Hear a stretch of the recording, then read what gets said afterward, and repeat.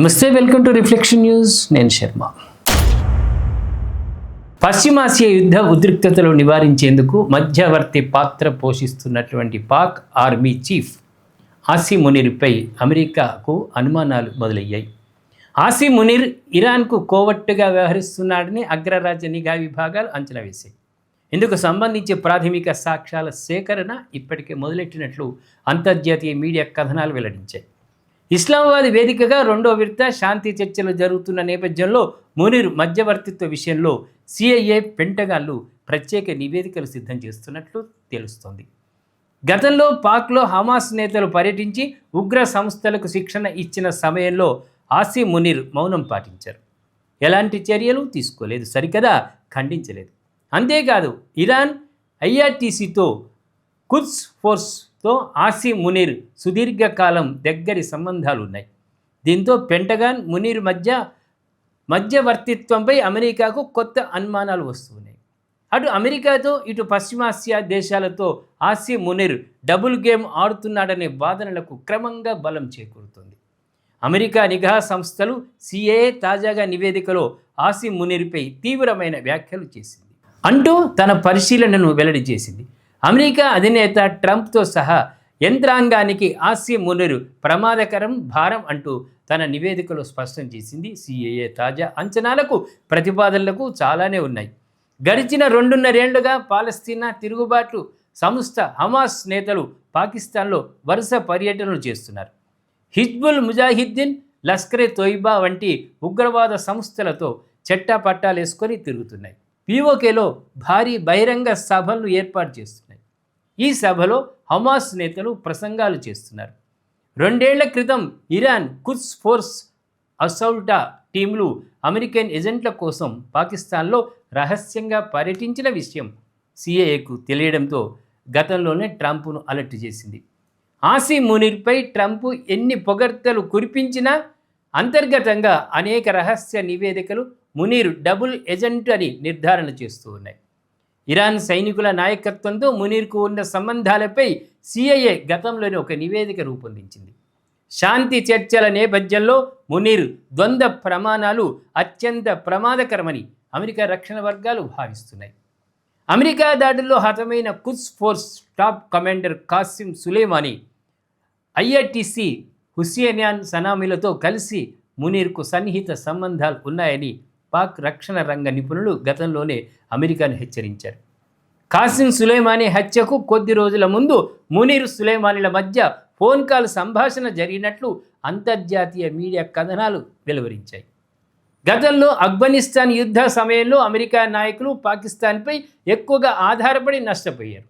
ఇటు అమెరికా సహాయం అందుకుంటున్నప్పటికీ తమ గడ్డపై తాలిబన్ల కార్యకలాపాలను పాక్ చూసి చూడనట్లు వదిలేసింది. మధ్యవర్తిత్వంలో పాకిస్తాన్ పాత్ర నిశితంగా గమనించాలని, గుడ్డిగా నమ్మకూడదని అమెరికా నిఘా వర్గాలు హెచ్చరిస్తున్నాయి. 5 రోజుల క్రితం ఆసిమ్ మునీర్ హఠాత్తుగా టెహ్రాన్లో ప్రత్యక్షం కావడం మరిన్ని అనుమానాలకు భావిస్తోంది. ఫౌండేషన్ ఫర్ డిఫెన్స్ డెమోక్రసీ సంస్థ మాత్రం పాకిస్తాన్ ట్రాక్ రికార్డుపై అనుమానాలు వ్యక్తం చేస్తోంది. ఐఆర్టీసీతో మునీర్కు ఉన్న సంబంధాల కారణంగా పాకిస్తాన్పై ఆధారపడటం ఏమాత్రం క్షేమకరం కాదంటూ ఫౌండేషన్ ఫర్ డిఫెన్స్ డెమోక్రసీ సంస్థ అమెరికా ప్రభుత్వాన్ని హెచ్చరించింది. హమాస్ నేత నజీద్ జిహార్ చాలా కాలం పాటు పాకిస్తాన్లో రహస్యంగా ఆశ్రయం పొందిన విషయం మునీర్ దృష్టికి వచ్చినా ఎలాంటి చర్యలు తీసుకోలేదని అమెరికా కేంద్రంగా పనిచేసే థింక్ ట్యాంక్సన్ గతంలోనే ప్రచురించిన నివేదికల్లో స్పష్టం చేశాయి. లష్కరే తోయిబా నేత రషీద్ అలీ సంధు, హమాస్ నేత నజీద్ జహీర్లు ఇస్లామాబాద్కు రావల్పిండి, కరాచీలో అనేక సమావేశాల్లో పాల్గొన్నారు.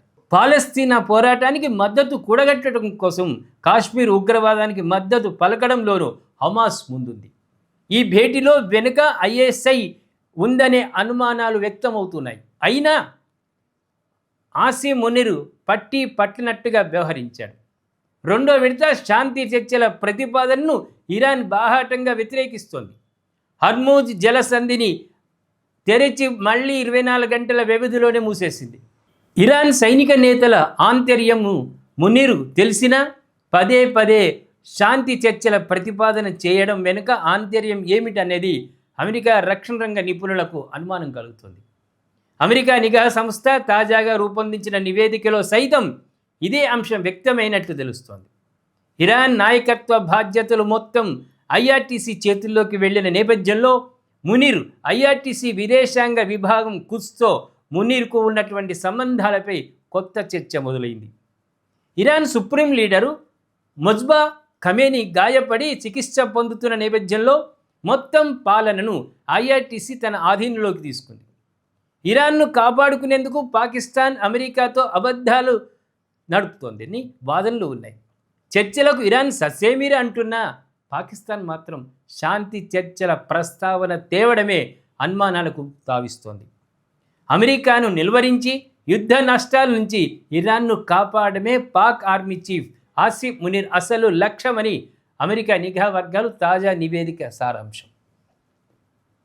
అమెరికాతో మైత్రిని కొనసాగిస్తూనే మరోవైపు హామస్ వంటి ప్రమాదకరమైన ఉగ్రవాద సంస్థను తమ దేశంలో యథేచ్ఛగా తిరగనివ్వడం ఆసిఫ్ మునీర్ డబుల్ ఏజెంట్ అస్త్రాలకు తెలియజేస్తుందంటున్నారు.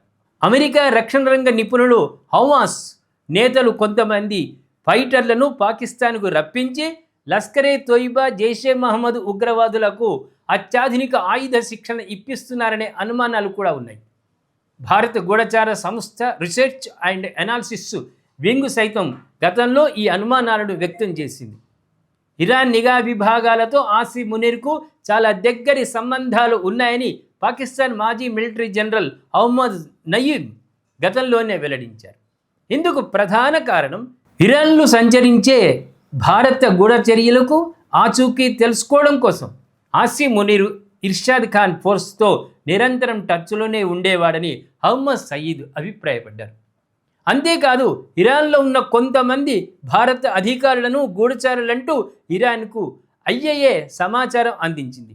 దీని వెనుక ఆసిఫ్ మునీర్ ఉన్నారనే వాదన స్పష్టంగా తెలుస్తోందని, ఈ కారణంగా 73 మంది భారతీయులను ఇజ్రాయెల్ గూఢచారులంటూ ఇరాన్ నిర్బంధించింది.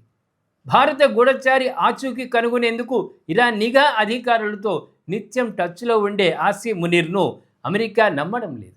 మరిన్ని ప్రమాదకర పర్యవసనాలకు దారి తీస్తుందంటున్నారు నిపుణులు.